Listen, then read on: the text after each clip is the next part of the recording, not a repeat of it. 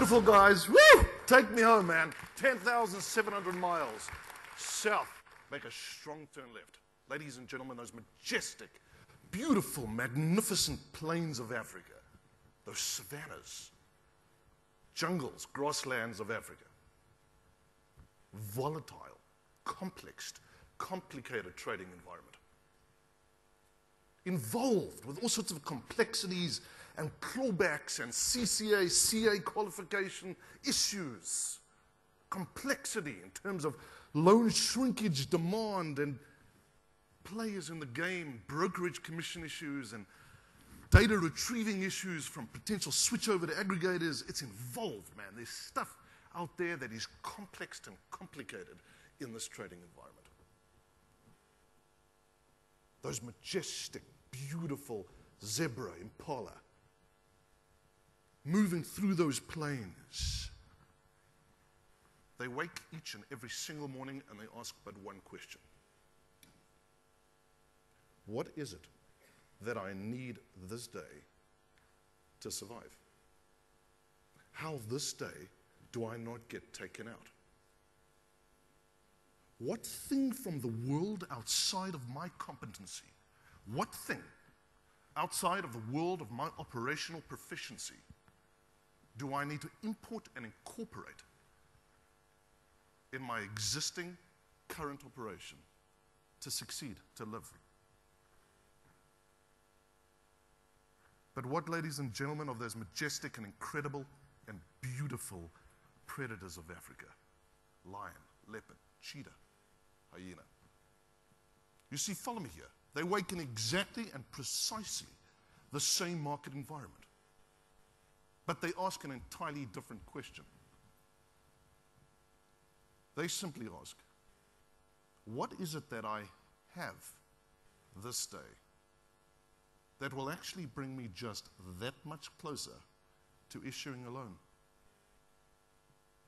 What is it that I have within my core proficiency as an organization, as an individual, as an entity, that just brings me that much closer to long-term client contact? See, here's the thing, ladies and gentlemen. We often read through prospectus and through involved corporate mission statements, 700, 800, 900 pages long. But this, ladies and gentlemen, is actually what a corporate mission statement looks like in the African bush. Pleasure. Don't need a thesaurus dictionary to understand this. Hunt or be hunted. Have a good day, sign God. Beautiful. Simplistic. You get it. You are either moving towards client contact or you are not. You are either hunting client contact, connectivity, leadership initiative, or you're waiting to be hunted out. See, we often speak about leadership, and it comes off our tongue easily, and there is a plethora of resource books written on the subject matter. But in fact, that's not what we mean at all. What we really mean is findership. You see, leadership deals in the realm of have. What is proficient about your existing scenario? Findership deals with the place of deficiency, that thing that's missing. All those lead generations that just used to be so abundant in yesteryear's economy. That phone used to be ringing off the hook, man. People just moving through, looking for loans. It was a question of just your productivity responding to the market space and place.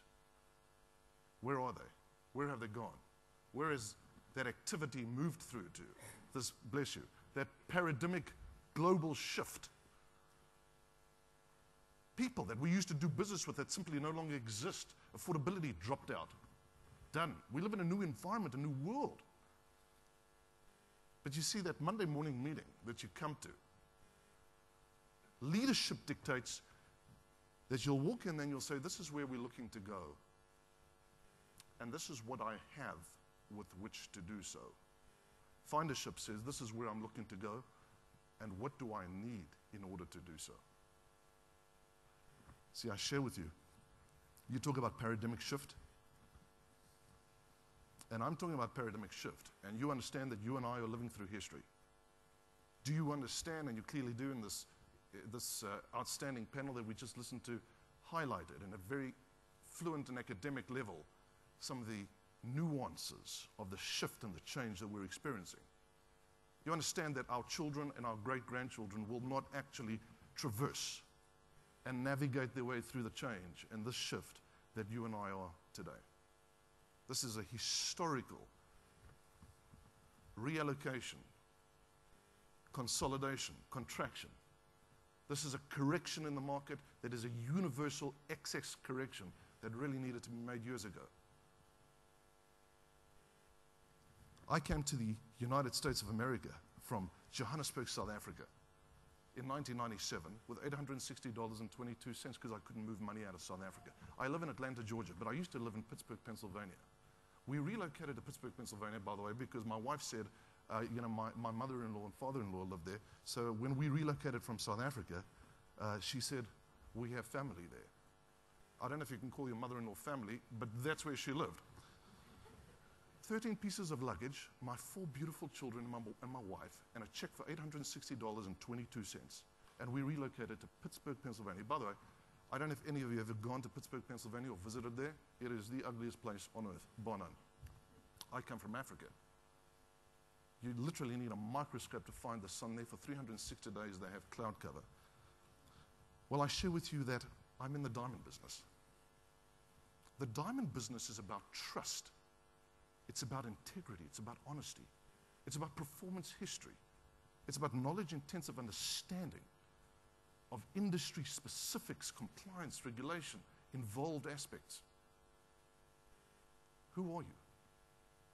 I had a fabulous discovery, by the way, that somehow the diamond industry in the United States of America had actually managed not only to survive, but to flourish without me. And I couldn't compute this. I could not wrap my head around this. How was this possible? I'm living in my mother-in-law's basement with 13 pieces of luggage, and I need to get out of there. By the way, I'll share with you incidentally that on the way back from the airport, there was a sign. It said, donate your car or boat to the United Methodist Church of Pittsburgh. And when I arrived in Pittsburgh on Tuesday morning at about 6:30 a.m., I get to my mother-in-law's place. I deposit my 13 pieces of luggage and my wife in the basement.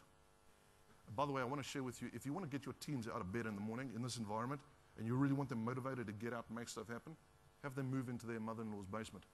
It'll get them out of bed like this. You have no idea.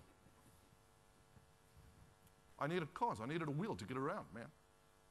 So I remember the United Methodist Church. Now, like a good Jewish boy, I went down the road and I knocked on the door of the United Methodist Church, and Reverend McCormick, by the way, answered the door, and he was amazed to see me. He thought either I had the wrong address or he had died and gone to heaven or something. But he says, son, how might I help you? And I shared with Reverend McCormick, I'm looking for a car. He said, actually, we happen to have a car.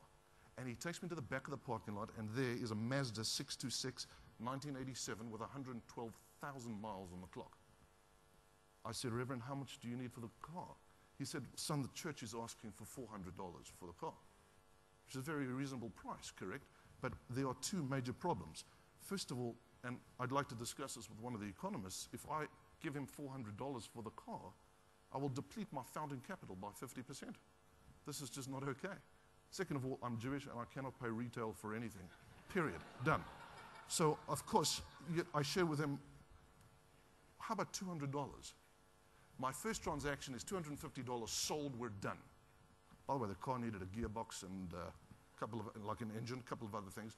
I returned it to a junkyard in Trenton, Pennsylvania, with 267,000 miles on the clock. 3 years later, that car, ladies and gentlemen, founded my business. It moved me through those highways and byways of the United States of America, knocking on doors, retail jewelers, manufacturing jewelers, dealers, saying, hi, I'm Kivi, I just want to sell you diamonds, South African fine cut stones, and I've got to get out of my mother-in-law's basement. And it was the toughest thing I've ever done in my entire life. And I share with you, that as I was moving through those highways and byways, taking rejection like it was my middle name, it was that magnificent, beautiful orbit of a sun that I remember so clearly seeing when I was 7 years old, when my dad took me to the bush for the first time. And I just remember it exploding onto that orbit and that savannah. And my dad turned to me and he said, "Kivi, can you feel it?" And I said, "Feel what, Dad?" And he said, "The tension between the hunter and the hunted. Between a result-centric thinking that says everything else but results really belong in the realm of process, or a process-centric thinker that is simply waiting to be hunted out by a result-centric thinker." And I tell you that it was this African leopard that came to propel me through some of the most difficult times of my life. Ingwe, they call him in Zulu. So revered is he, a solo solitary operator. Does not have the huge corporate conglomerate resources, massive Fortune 500,000 resources to come into a market space, bang in there. It's a small, specific, independent brokerage house that has effective and efficient people in there, perhaps maybe a family legacy business that's out there looking to just acquire and consume market share, one client at a time. Total and absolute mobilization of its entire brand. Not an element of its organizational proficiency that does not accompany it on the hunt. If you think I'm kidding, by the way, I share with you, by the way, that in the Zulu tradition, the leopard is so revered that the Sangoma, the witch doctor, will always wear leopard skin because they say in Zulu, "Amandle, Ingwe, let the strength of the leopard be with you." So, you think I'm kidding about this leopard? I'm talking about a 76% close rate, ladies and gentlemen. What I've just said to you is that 3 out of 4 of the leads that it follows, it closes and banks. How does this happen? You understand that Lion, which are its single largest, biggest competitors, huge, massive Fortune 500,000 resources, close between 52 and 56% of all attempted hunts. How does this actually happen? What is responsible for generating such an efficacy and an efficiency at an organizational level? I had precisely the same question. And I tell you that as I was moving through those highways and byways, totally in a foreign demographic, foreign country. I don't even speak English in the United States of America. Thank God in Australia you understand me. There they haven't got a bloody clue what I'm saying. What is a half a carrot? No one knows. But I want to share with you that this leopard, okay, one of the most finessed predators on earth, every single aspect of it, an efficient, effective machine that is mobilized to the brand, that insists on coming to work in the morning and being fully present for deployment when hunting client opportunities. Incredible eyesight. They can actually see a 25-cent piece drop 180 feet out. Leopard have an incredible sense of hearing. They can actually hear a footprint in the grass 500 feet out. Insistent on studying their market territory, continually studying their market territory. Where are they? What are they? Taking in intel, listening, delineating. They are not simply consumers, they are choosers. They don't knee-jerk react to media response and Wall Street Journal pronouncements. They must take in information and actually feel the temperature of the water for themselves. They insist on getting first-hand in-market information. And as I was moving through those highways and byways, I developed something known as leopardology, critical business thinking gleaned from the hunting habits of Africa's most successful predator. How do I achieve this? How do I move from a place of concept, potential? You and I awake every single morning in our various businesses, locations, regions. We can sense it, we can touch the potential. We know it's out there to be done. I get all the consolidation, I get all the issues, I get it. But I have expertise. I have knowledge, I have generational expertise, I have systemology in my business. I cannot simply let it just go to pasture. There's business to be done, and I can feel it and sense it. The problem is that to get from here to there is so perilous. There's so much looking to disconnect you. There is so much that will wants and seeks to simply take you down. How? How do you get from concept to closure? Good thing you've all had lunch. How? How do we do this? How do we get it from a place of potential, concept, clients out there looking to purchase residential commercial property and engage in financial lending, to actually doing so, bankable, done, sold, signed in the bank? How do we do this? And how do we do this with regularity and consistency? And I share with you that I had precisely the same question. It was an impossible task. I was looking to, 16 years ago when I relocated to the United States, sell retail jewelers that were 2, 3, 4 times my age, had been in business 2, 3, 4 times longer than I've been on planet Earth. And if they haven't, they're a credit risk. You can't sell them. How do you do this? I developed a thinking package through the analysis of the hunt of this majestic predator.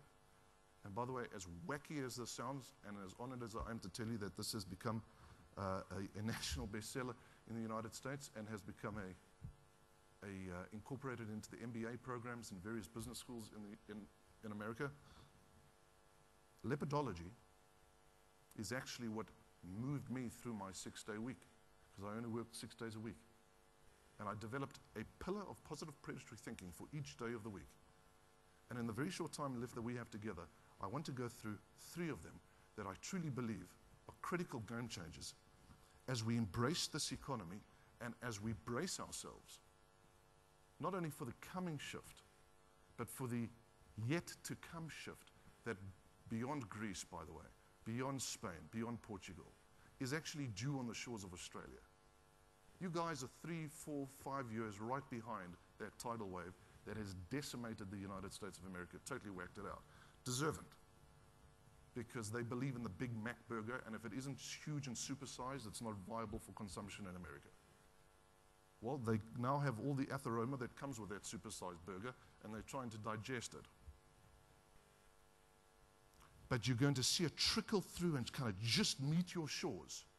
This contraction, this consolidation, this, hang on a second, efficacy and efficiency that needs to come back to our boardrooms, to our personal boardrooms, to our kitchens.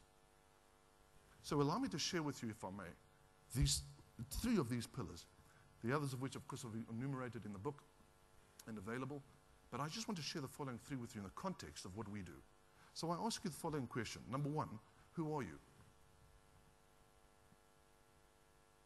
So what you thought I just asked you is, what do you do for a living? And what immediately came to mind is, I'm a mortgage broker, I'm an originator, I'm a lender, I'm an aggregator, I'm a consolidator. Now, I don't mean what do you do for a living, I mean who are you? Who are you, the human being that is currently consuming oxygen and taking it in your lungs and sitting in the seat you are right now? Who are you? Because do you understand that who you are as a human being is actually your single biggest market differentiator? Do you understand that that is what your potential clients are buying? Because your product and your service, your price point, and everything else that comes along in that package is actually available from the person on your left and the person on your right. There's only one thing they cannot get from you, and that is you, the human being you are. I have a very important question to ask you. Have you touched it? Have you identified it? Do you own it? And have you mobilized it to your market space? Because it is your single biggest market differentiator. The reason they will sign with you over someone else is because you are you and someone else is someone else. Leopard instinctively understand this. They intrinsically understand that who they are in their core is actually their single biggest market differentiator. Massive, huge musculature. Leopard have uncanny canine teeth. Do you know leopard canine teeth can actually bite an 1.5 inches thick, can actually bite through tubular steel that's 2 inches thick. You understand this? You know why? They do not have a legal department, shipping department, marketing department, accounting department. They are their total organization. And they need to be absolutely proficient as they are, because God doesn't make junk. And either I have what I need, and what I don't have I don't need, or I need everything. Which one is it? Well, you're proficient. You're built for success. You actually have what you need. And what you don't have, you actually don't need. They intrinsically understand this. Leopard have an uncanny ability to see at night with 1/10 of the light that you and I require for full 20/20 vision during the day. Leopard have an unbelievable ability to actually maneuver, simply manipulate and maneuver their body to blend right into their market environment. What you're looking at over there is something known as ngoho. They call it in Africa. It's the hardest known rock in Africa, granite, African granite. So we have two options. We can get up in the morning and take 2 Advil and then go out there and bang our head against the rock. Or we can hope that actually ultimately the rock softens or that my head gets hard. But what if I propose you a paradigm shift? What if I say to you that the obstacle of the world out there actually works for you? You do not work for it. It works for you.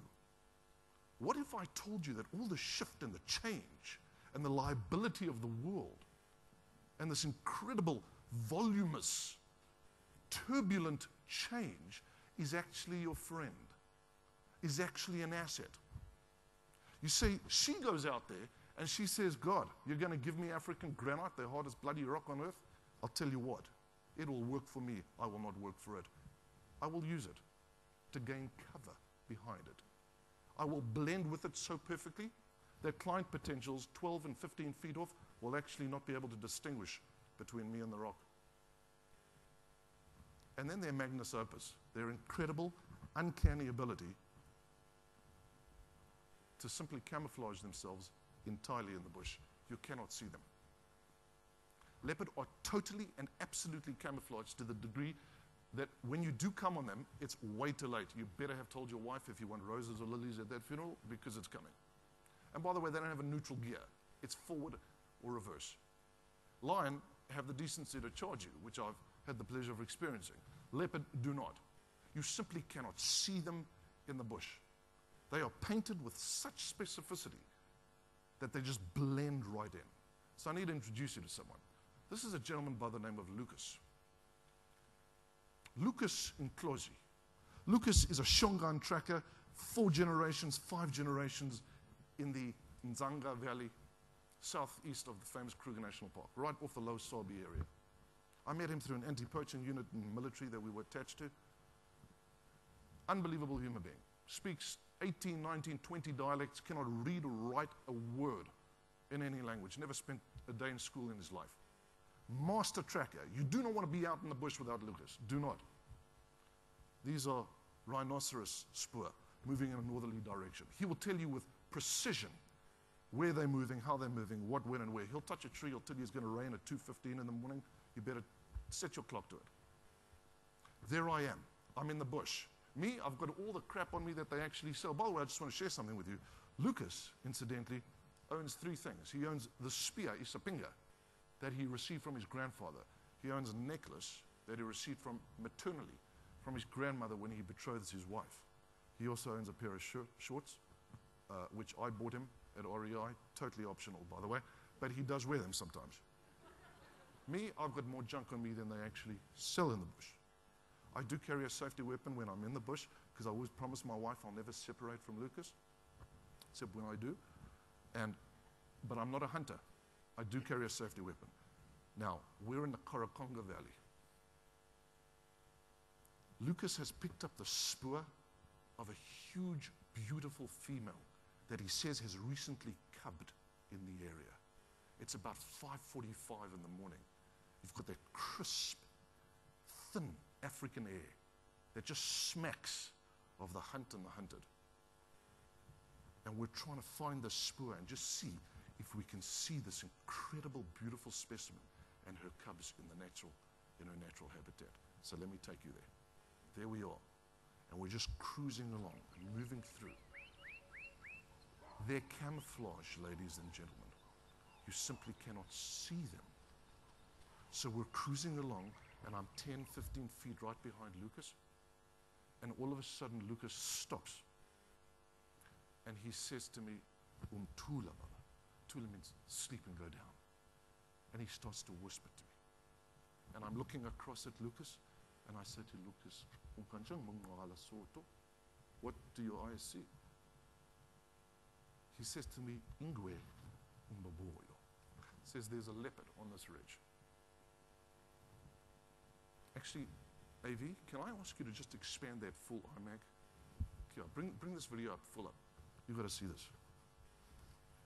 I'm looking at Lucas, and I'm saying to him, there's a leopard on that ridge. What are you smoking, buddy? And give me some. He says to me, take your city eyes back to the city. I'm telling you there's a leopard on this ridge. Now, if my tracker tells me there's a leopard on this ridge, there's a leopard on this ridge. It's a little out of focus. You'll forgive me. It's a little shaky. I'm going to bring it in. It's now 15 feet away. I'm looking for a leopard. I cannot see a leopard. Maybe just drop the lights a bit. You need clarity on this. There you go. Take a look at this. I'm looking through my $250 Nikon binoculars to find this leopard. Okay, I cannot see a thing there. Now, I know that the problem is not lion, because lion are the messiest hunters on earth. They're like Fortune thousands.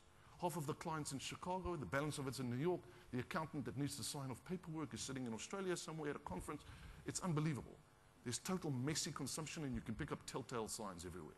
Hyena are like Japanese trading teams, very structured. Marketing, accounting, legal, distribution, north, south, east, west, you can pick them up. So he tells me there's a leopard on this ridge. I don't see this leopard. So I want to define for you, for all time, what it actually means to be comfortable in your skin. To truly understand that who you are as a human being is actually your single biggest market differentiator. Have you taken it to your client base? Watch something amazing. This leopard, and I wouldn't have known it for the love of money that will have the both of us for hors d'oeuvres, is actually sitting not 50 feet away from me. Take a look at this. You see that? Now, ladies and gentlemen, that's what it means to be comfortable in your skin. To be comfortable with the organizational proficiency, the human proficiency that you have, not the one you want. That is the commitment to take you as you are to the market space. There's an African cockatiel that sees that leopard in the low grass. She cannot afford to be there without her total cover. Boom, she moves off. She's gone to find thick cover. You know why? She refuses to be in the market without who she is at a primordial level. But what about you and I? Where are we trading? Where are we sitting? Do we come to the market space with our brand and then our personality? With our organization and then our personality? Or do we have a synthesized through flow when we come to the market space and offer clients service? Are we consuming market share by a total delivery of all that we are to the market space? See, this is what is responsible for such an incredible close rate.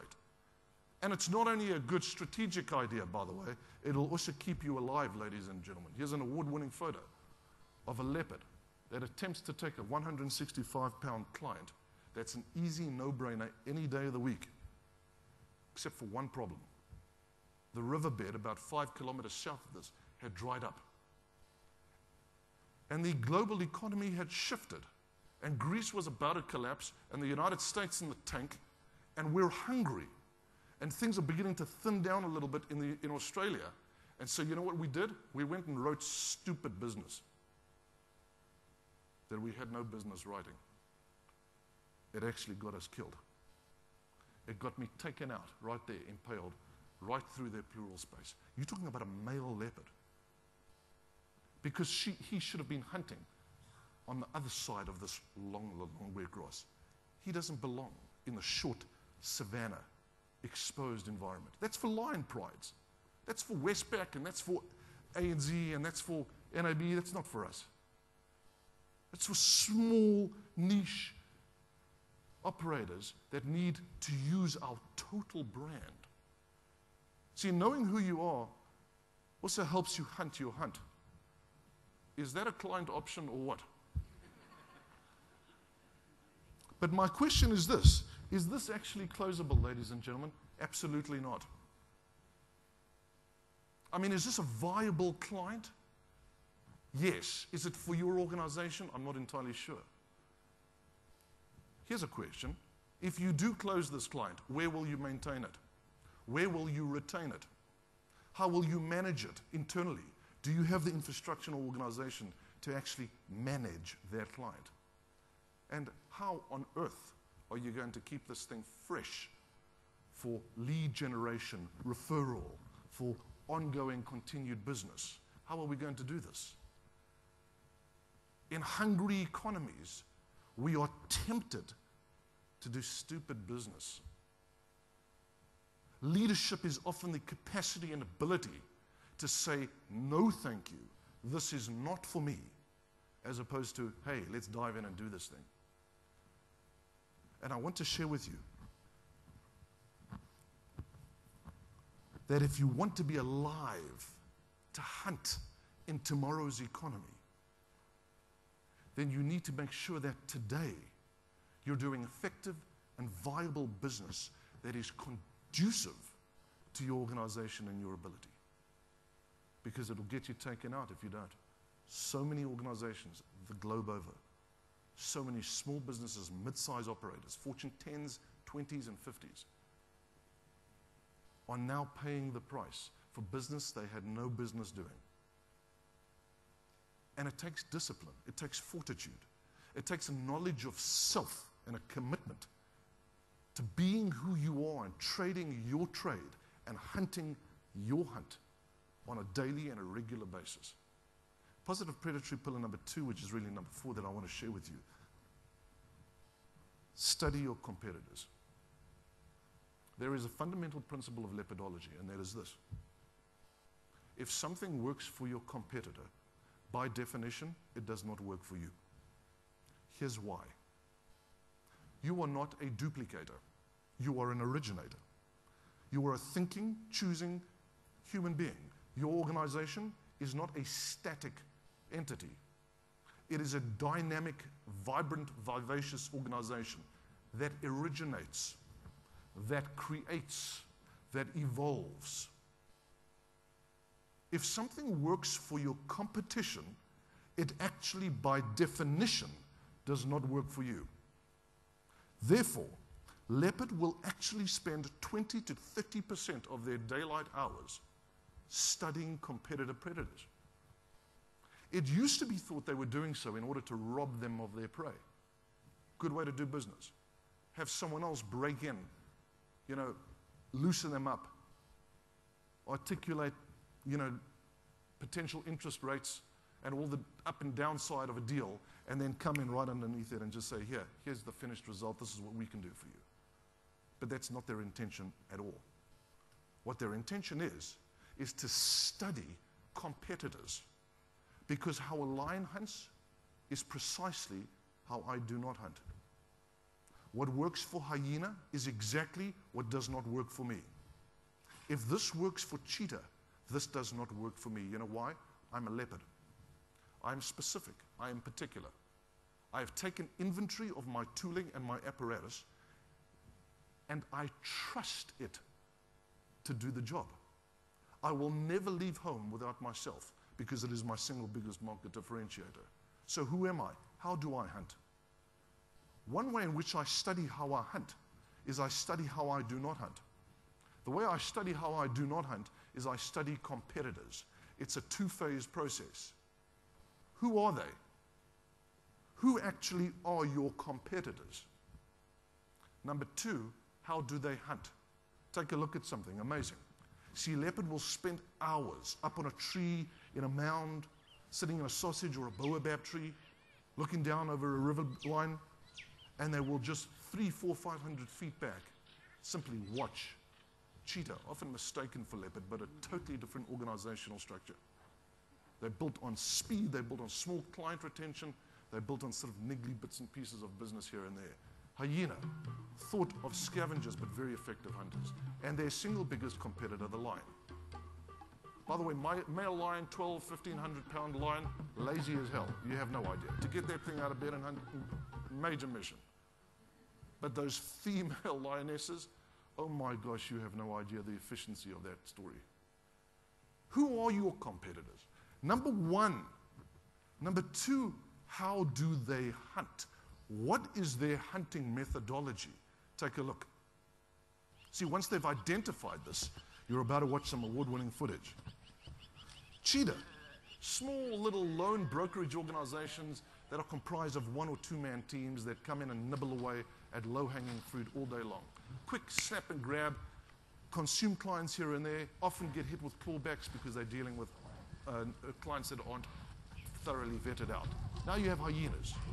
These are sophisticated teams where there's longevity, where there's already performance history. And they come, and these are the people that just nag the hell out of you until you do business with them, period. Then you've got sophisticated organizations, Fortune 100s, 500s, an accounting department, a legal department. They come in, you want to build a hospital in Adelaide near the Intercontinental Hotel for $150 million. Okay, that's a big client. Bring in an accountant, bring in a legal team, bring in a marketing organization over there, fly them in on the jets, see what we can do, quote them a couple of quotes, position the client, put a package in front of them that they simply cannot refuse, and then bring in the prowess because you're this bank or that bank or some massive credit organization, and actually pin them down. Here comes the accountant, closes the deal, bang, it's done. The whole thing is sorted out. It's done. It's massive. CNN, Fox, CNBC, ABC, it's all over the place. Massive announcement. Huge deal just done. This rate, that rate, the other. You're sitting there thinking, how on earth do I compete with that? How on earth do I compete with that? You don't. You're not a cheetah. You're not a hyena. You're not a lion. You're a specific, particular entity and an organization. Have you touched it? Have you identified it?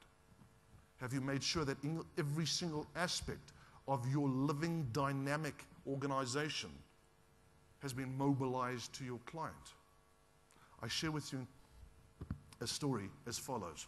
There was a client in Cincinnati, Ohio, with whom we began to do some serious business. But every time I would call up the buyer and say, Wendy, can I sit down with you and take a look at some stones?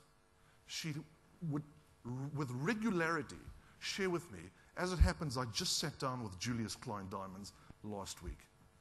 And I kept on getting beat at the mat by this Julius Klein Diamonds. Who is Julius Klein Diamonds? They're a massive, huge organization in New York City with an inventory holding of $1.9 billion worth of loose diamonds. You know who I am? I'm Kivi International in a white Mazda 626 with 200,000 miles on the clock. Thank God, just got out of my mother-in-law's basement with 13 pieces of luggage and a card that says Kivi Bernhard, Kivi International, loose wholesale diamond dealer with my father-in-law's telephone number on it. Still an issue today. That's who I am. With $17,000 worth of loose stones in my pocket that have to go back to the United States within 60 days or the cash equivalents thereof. That's who I am. How do you do?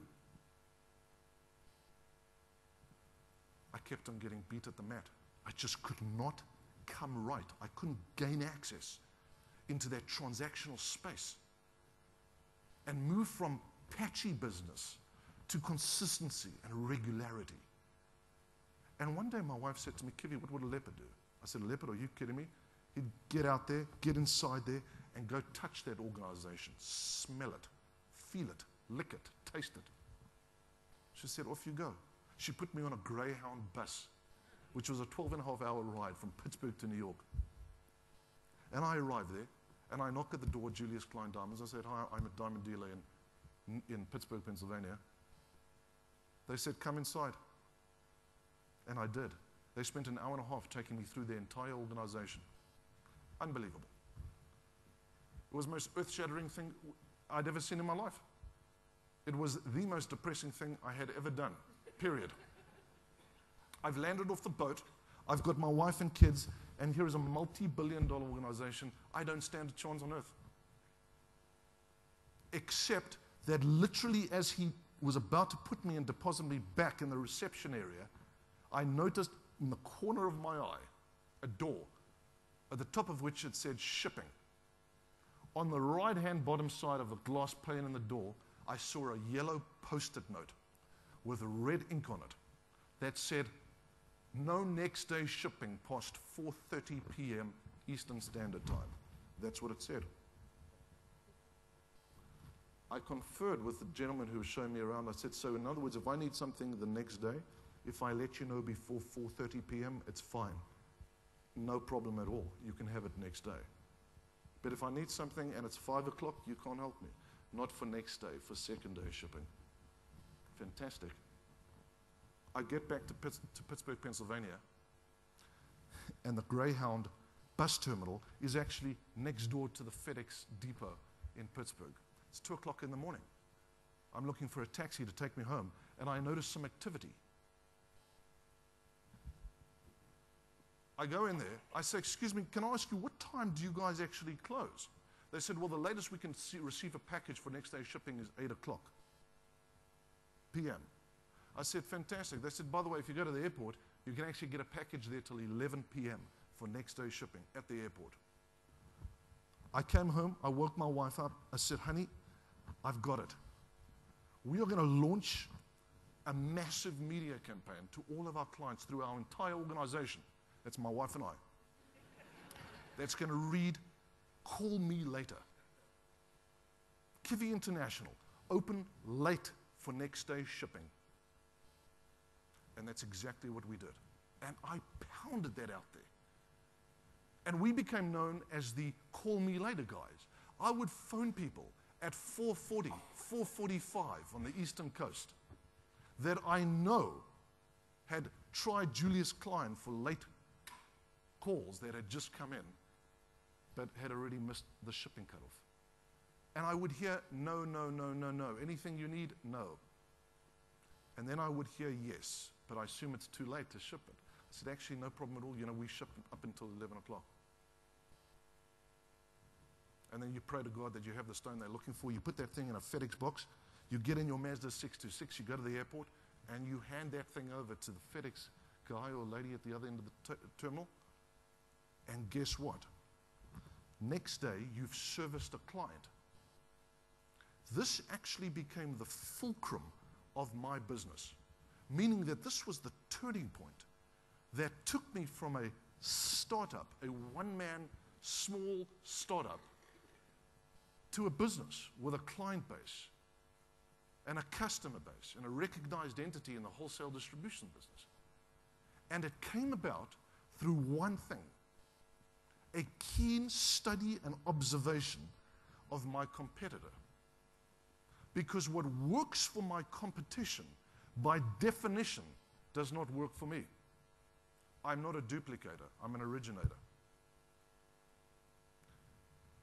Have you Googled your competition? Have you actually gone onto the LinkedIn profile of your single biggest competitor in your region, in your area? Have you actually studied the Facebook profile of a competitor? Have you received their package? Have you touched it? Have you read through it and studied what their key offering is to the market space? Here's why. It is going to line you up for what your specific particular offering is. It is going to exponentially increase your closure rate. And lastly, I share with you this, ladies and gentlemen. In the few moments that we have remaining, I simply want to say to you that if there is nothing else that we take away from today, in terms of what we can do to absolutely progress ourselves in the market space, it is this. Leopard have an uncanny ability to retain and maximize profit retention from customers that are existing on their books. It is absolutely a phenomenon. Hunting is dangerous. It is expensive. It is a proposition that might actually get you killed and taken out. And it is a liability of exposure. But the sweet spot, and each and every single one of us know this, is to do repeat business with existing clients. So here's a statistic from an economist with whom I'm very close by the name of Joseph Stiglitz, world-renowned economist, who has shared that between now and 2015, 60% of your growth business will generate from your existing client book. Referrals, spin-off, vertical and horizontal spin-off. Are you holding and retaining existing clients in an appropriate fashion? Take a look at something. If that is not client retention, ladies and gentlemen, then I don't know what is. I mean, he literally has his finger on the pulse of his client. That is a long-term client relationship that is going nowhere. Absolutely. This client is addicted to that service rendition. Addicted. Refuses to be sold in to some other broker. It must do business with him. Look at that belly, 3-4 days been feeding on that client. Things get a little soft, you're not getting the kind of through flow that you need on your books. You know what you do? You dig down deep to an existing client, you tap it. Say, hey, know anyone in your cousin, brother, mother, sister, buying a piece of property, anyone else you want to refer us to? What is the magic behind this? What is it? What is the one singular thing that makes this so phenomenal and incredible? What is it? The tree. It's about the tree. The tree is a holding environment that retains and holds that client for long-term usage. It is an environment in which the client is immediately made to feel at home post-sale closure. Immediately. See, the sale is precise. The business deal, the transaction is precise. All that paperwork is tight. T's are crossed, I's are dotted. Exposure is taken care of. Dangerous horns that can, this is a young 7, 8, 9-month-old female. But she knows to close that deal with finesse. But now take a look at something, ladies and gentlemen. Something amazing. Immediately post-closure. 2 to 3 times her own body weight. She will take that client 4, 5, 6, 17, 18, 15, 20 feet up into a tree. And there she will hold it and position it. You've closed this deal. Mrs. Smith, a $9, $10 million piece of property on the beach. You know, there's ANZ, Westpac. So how the hell did you get hold of that client? What happened here? We've been hunting her. But how does that happen? It's actually no problem. It's no problem at all, and I'll explain to you why. This client is firmly positioned in your holding environment. Firmly. You have given thought to precisely where, how, what you are going to retain this client. And so I share with you, a holding environment is not simply just about do you have Pepsi-Cola and Coca-Cola. It's not simply just about do you serve both white and yellow scotch. What does it actually feel like to do business with you and your organization? Do you understand that what your clients are addicted to is what it feels like to be your client. Your numbers are great, by the way. Your process and your service provision, wonderful. But you know what addicts me to doing business with you? You. What it simply feels like to be your client. Have you stepped back and made a critical analysis of what it actually feels like to do business with your organization? Have you approached existing clients and asked them to be brutally honest with you and share with you a customer experience perception? Because if it is addictive to do business with you, I will do so at all cost. If it's not, I will avoid you like the plague. Retention is about the holding environment. It's about the tree.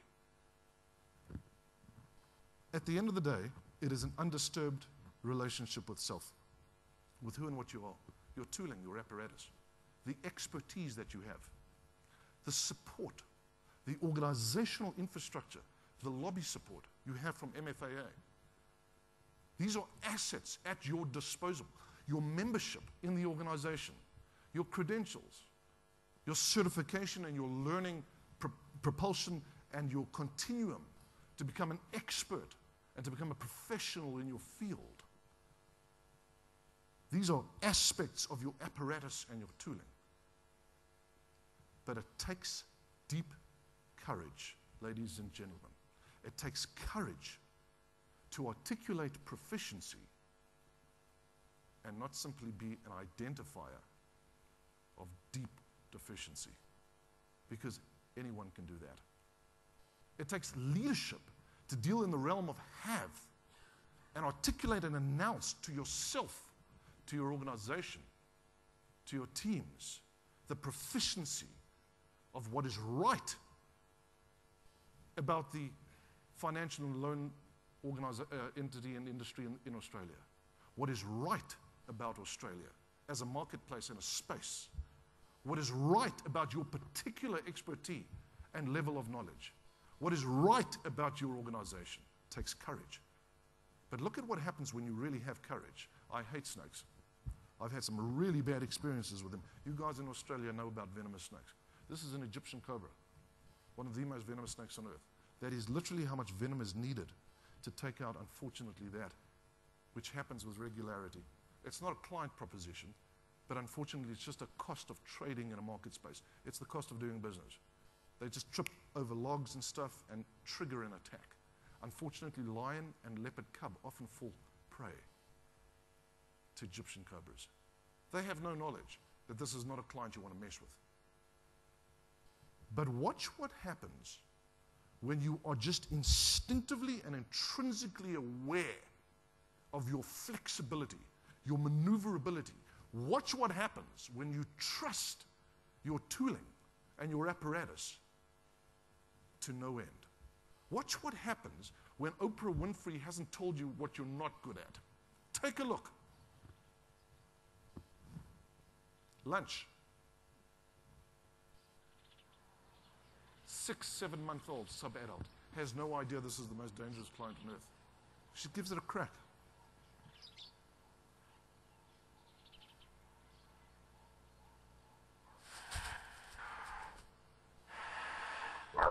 So believes in her flexibility, in her incredible reflex action. So trusts her tooling to get out of the way if that thing goes bad. She gives it a crack anyway. She instinctively knows she has this capacity. Gets a blinding to her right eye. It'll heal within 2, 3, 4 weeks. You know, I used to think in Zulu, the reason they said, "Amantle ingwe, let the strength of the leopard be with you," was because of the incredible prowess of this leopard. But my track had told me otherwise. It said, you will notice something about a leopard. The neckline is always in a perfect 180-degree line. It's always straight above their apparatus, their organization. You know why? Their eyes are always focused on the prize, always. It doesn't matter what the rest of the world is doing. It makes no difference at all. What that newspaper does say, what it doesn't say, I know one thing. There is a client in front of me There is an opportunity to transact. I am focused and pinned in on that thing. That's all I know. Right until the point that I actually take out a pen and finally contract and sign that deal. 180 precise line of sight. It is very, very dark out there. The sun has set on yesteryear's economy. Greek salad may well become a thing of the past. It's confusing. And it's a paradigm shift, ladies and gentlemen. And I have news for you. I come from the United States of America. I live mostly on an airplane, but in Atlanta, I share with you, and I travel the globe, that it's actually going to get darker. It's actually going to get darker. There are elements of fallout, intrinsic fallout, credit card debt, commercial mortgage, that needs to blow out, that hasn't yet. That's not the question. They say in Zulu, usumbungu in the morrow, isapampola, the sun will come up. This I can guarantee you. You know what?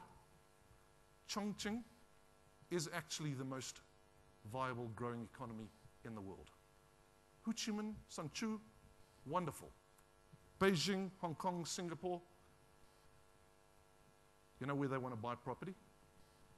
In Australia. Sell them. Guess what? You guys are in the loan business. My question is, will you have the courage to be there when it does? Thank you for your time. Thanks, Kivi. Good work, man.